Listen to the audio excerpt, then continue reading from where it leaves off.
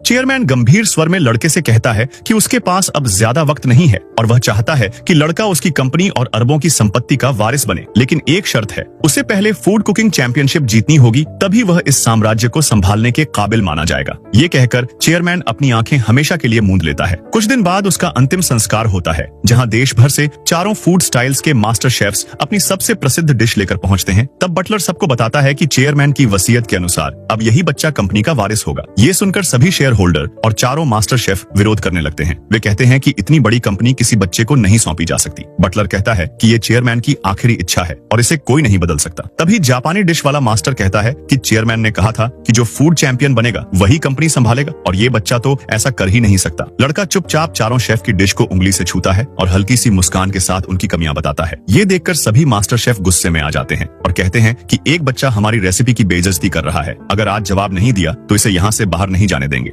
लेकिन लड़का शांति से उनकी डिश उठाता है और बताता है कि किसी का चावल ज्यादा उबला हुआ है, किसी की मछली की स्किन तलते वक्त फट गई है, किसी की ग्रेवी इतनी गाढ़ी है कि मुंह में आटा भर गया, किसी ने फार्म की मछली का इस्तेमाल किया है। ये सुनकर चारों मास्टर शेफ हैरान रह जाते हैं और सोच में पड़ जाते हैं कि एक छोटा बच्चा इतनी गहराई से कैसे समझ गया। फिर लड़का अपनी कॉटन टंग दिखाता है और कहता है कि उसकी जीभ आम लोगों से कई गुना ज्यादा संवेदनशील है। तब एक मास्टर कहता है कि सिर्फ टेस्ट करना काफी नहीं, एक अच्छा शेफ बनने के लिए बेहतरीन खाना भी बनाना आता होना चाहिए। सभी मास्टर्स मिलकर कहते हैं कि हमें सबूत चाहिए, तुम कोई डिश बनाओ जो हमें संतुष्ट करे। लड़का कहता है कि अगर मेरी डिश पसंद आई तो सब मेरे सामने झुककर माफी मांगोगे और अगर हार गया तो मैं खुद वारिस बनने से इनकार कर दूंगा। फिर वह इशारा करता है और उसका असिस्टेंट एक ढका हुआ थाल लाता है। सभी मास्टर शेफ और वहाँ मौजूद लोग हैरान रह जाते हैं। जब लड़का धीरे धीरे थाल का ढक्कन उठाता है तो सबकी आंखें फटी की फटी रह जाती हैं। उनमें से एक हैरान होकर बोल उठता है, ये तो असंभव है। दूसरा तुरंत कहता है, ये वही प्रसिद्ध डिश है